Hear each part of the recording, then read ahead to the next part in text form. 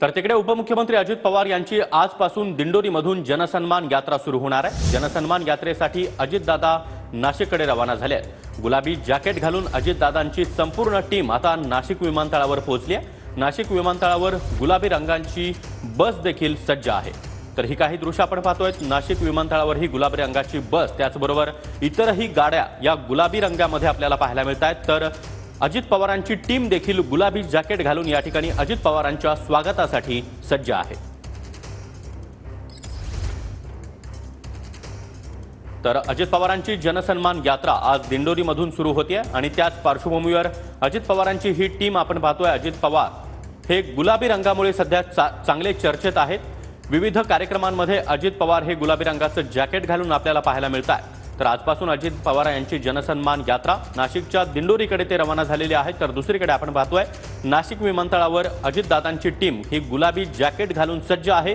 संपूर्ण टीम या ठिकाणी गुलाबी जॅकेट घालून आपल्याला पाहायला मिळते। तर या ठिकाणी जी बस उभा इतरही गाड्या उभ्या आहेत त्या देखील गुलाबी रंगाच्याच आपल्याला पाहायला मिळतात। त्यामुळे अजित पवार आणि गुलाबी रंग हे नवं समीकरण आपल्याला दिसतं। आजपासून सुरुवात होती आहे। नाशिकवरून या जनसन्मान यात्रेचा शुभारंभ जो आहे तो आज या ठिकाणी केला जाणार आहे। आणि आपण बघतोय दृश्यांमध्ये की अशा पद्धतीच्या ज्या गाड्या आहेत त्या या ठिकाणी या जनसन्मान यात्रेसाठी तयार करण्यात आलेल्या आहे।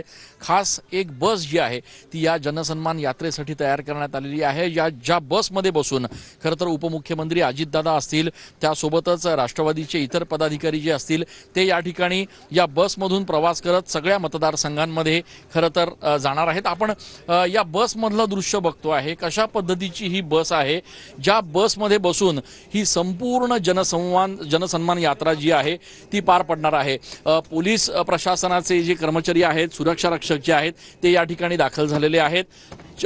या बसमध्ये अत्यंत कडेकोट अशा पद्धतीची तपासणी जी आहे ती या ठिकाणी सुरक्षा रक्षकांकडून केलेली जाते आहे।